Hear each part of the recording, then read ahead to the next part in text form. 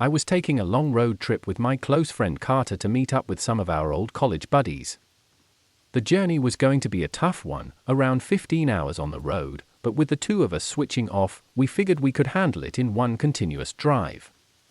I took the wheel first, and after about 4 hours, Carter swapped in.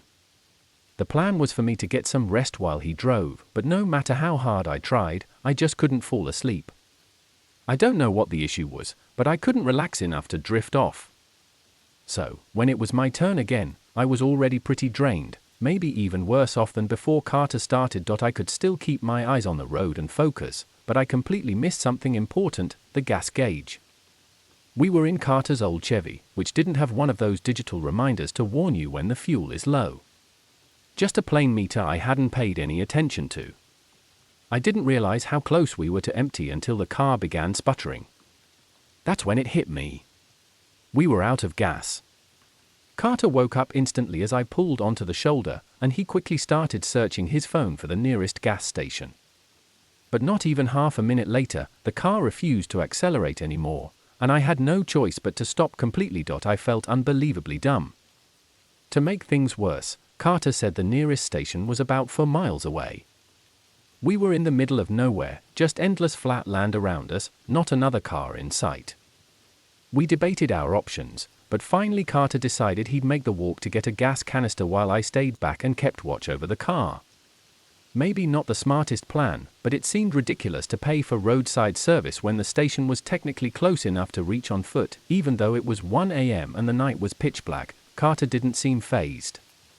He got out, started down the road, and within a minute he had vanished into the darkness. I sat alone in the car, running over how careless I'd been. Just a few minutes later, headlights appeared in the distance. At first, I was relieved, thinking maybe someone could help. But as the car passed, something felt off. They were crawling by at maybe 15 or 20 miles per hour when the limit was closer to 60. I glanced in the side mirror and watched them continue slowly, then come to a complete stop. My stomach dropped when they turned around and came back. I didn't want to admit I needed help, and luckily I didn't have to. They didn't stop to ask. Instead, they drove past me again, even slower this time, barely moving at all. I could almost feel their eyes scanning my car. After a few moments, they sped back the way they came, leaving me rattled. I kept staring down the road, waiting, half expecting them to circle back. My gut told me something was wrong. I grabbed my phone and called Carter to warn him, hoping he could hurry. But he didn't answer. The call rang through until voicemail. That made me even more uneasy. I tried again a minute later. Still nothing. At that point, fear got the best of me. I decided to leave the car behind and try to catch up to Carter on foot. It had only been 10 or 15 minutes since he'd left, so if he was still walking, I figured I could jog and meet up with him quickly. I locked the car and started running along the shoulder. The silence was unsettling, so quiet that when I stopped to catch my breath, I could hear the ringing in my ears. No wind, no crickets, nothing. Just dead stillness. I jogged for about 15 minutes but didn't see Carter anywhere. That didn't make sense unless he had started running too. I pulled out my phone again to call him, and just as I hit dial, I heard a faint ringtone in the distance. My head turned toward the fields. Way out in the grass, I could just barely see a dim glow, the screen of Carter's phone. My entire body tensed up. "Carter!" I shouted. No reply. I stepped into the grass, closer to the glow, calling his name again. This time, I heard a muffled voice. It was Carter, but I couldn't make out what he was saying. I hurried closer, and then his voice grew clearer. He was yelling for me to get down. I dropped into the grass instantly, still unable to see him, but trusting his panic. I glanced back toward the road, and sure enough, a car was slowly approaching. The same car from before. My heart sank. They cruised past like before, circling back multiple times, crawling along the road as if searching for someone. When they finally left, Carter emerged from his hiding spot. We both sprinted toward the gas station. Along the way, he explained what happened. The driver had actually pulled over and tried to coax him into the car. The man's demeanor was disturbing, blatantly threatening. When Carter refused, the guy stepped out, forcing Carter to take off running. The man must have assumed he'd keep to the road, so he returned to his car to chase him. But Carter dove into the grass to hide. In the process, his phone flew from his pocket, leaving him crouched in the dark, too scared to move. Eventually, we made it to the station safely and contacted the police.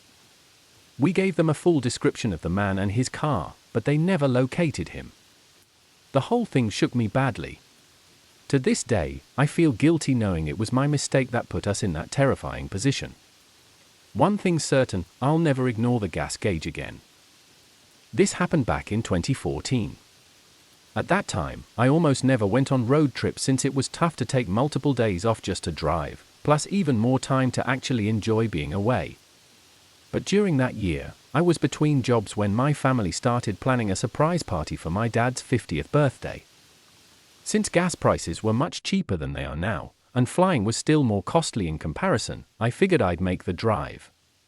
Besides, I wasn't working at the moment, so I had the time to spare. To avoid pushing myself too hard, I decided to stretch the trip across 3 days. After the first long day of driving, I pulled into a nearby motel for the night. It wasn't anything special, but I didn't care. I ended up sleeping in until 11 the next morning, then gathered my stuff to check out. When I opened the door, though, I was startled to find a man standing right outside, directly in the doorway. "Excuse me," I muttered, trying to slide past. He didn't move much, which made it awkward. He looked like he was in his mid-40s, heavy bags under his eyes, and an overall unfriendly expression. I brushed past him, carried my belongings to the car, but noticed he was still just standing there, watching me. It was unsettling, but I told myself it was good I was leaving anyway. Once I checked out, I got back on the road. That day was supposed to be my longest stretch, about 10 hours.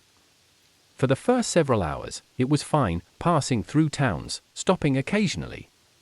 But as the trip went on, the scenery became more rural, long empty highways with fewer towns between.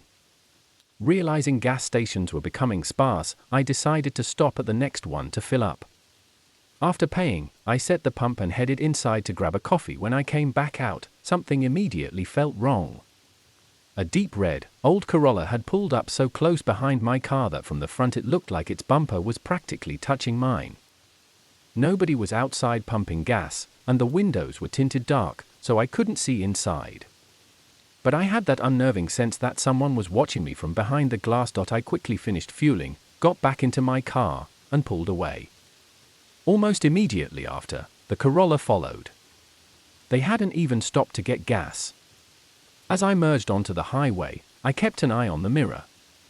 The car stayed behind me for a while, though a few vehicles back, so I tried to brush it off as coincidence. Eventually, as the sun went down and fewer cars were on the road, I stopped noticing it. Another 4 hours passed without me spotting it again, and I pretty much forgot about the whole thing. By then, I was exhausted and fighting to stay awake. The closest big city was still a couple hours away, but I really wanted to push through, get a proper hotel there, and maybe check out the city in the morning. I thought about stopping for another coffee, even just to keep myself alert with something to sip on. At the next exit, I pulled off into a lonely gas station, but as I rolled in, I saw the store lights were out. It was closed. I sighed in frustration but decided I might as well top off the tank anyway. While filling up, I noticed a pair of headlights in the distance coming down the exit ramp. The place already felt eerie, dark, empty, surrounded by nothing but open road. My stomach dropped when I recognized the approaching car. The deep red Corolla. My heart rate spiked. It was like every instinct screamed I was being followed. I hurried to finish fueling, slamming the nozzle back into place. The Corolla came in fast, but instead of pulling up to a pump, it drove right up beside my driver's side door. I scrambled into my seat just in time as the passenger door of their car swung open. A man stepped out and rushed straight to my door, yanking on the handle. I locked eyes with him for only a second, but it was enough to realize it was the same man from the motel. Those cold, sleepless eyes gave me chills. I started the car immediately, and when he realized he couldn't get inside, he stopped tugging. I expected anger or frustration on his face. But instead, he grinned, a wide, unnerving smile, like the whole thing was some sick joke. That grin was worse than if he had screamed at me. It was the look of someone completely unhinged. I floored it back onto the highway, not slowing down until I reached the city limits. Thankfully, I didn't notice them following me again. But what really terrified me wasn't just the man, it was the fact that he came out from the passenger side. Which meant someone else had been driving. There were two of them. Whatever their plan was, they were both in on it. They had tailed me for over 10 hours, maybe even since the night before without me knowing. To this day, I still think about that trip.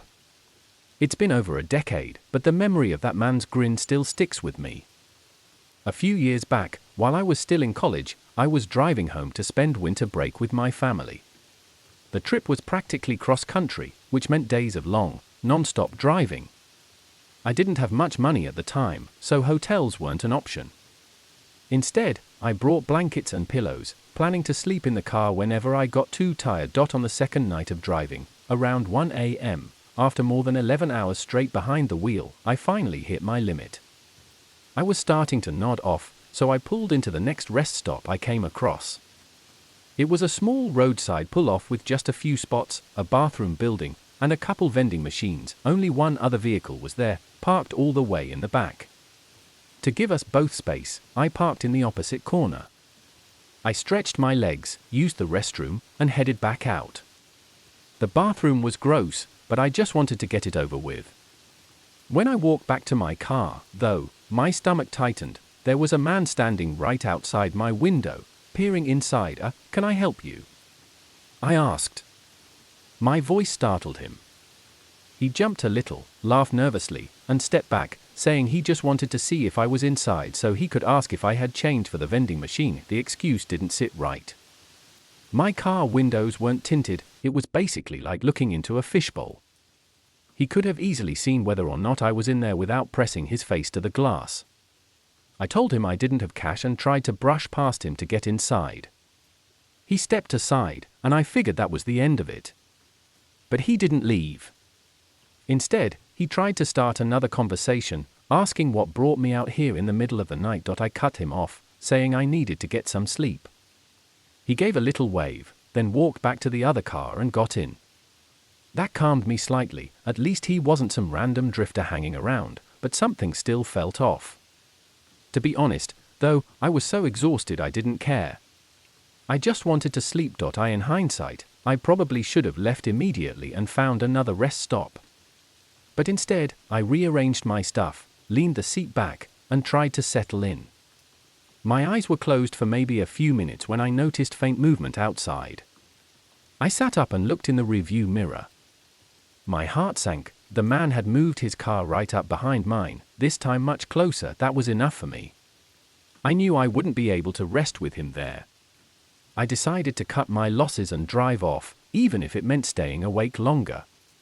I threw the car in drive and got back on the highway, muttering under my breath about how creepy that guy was.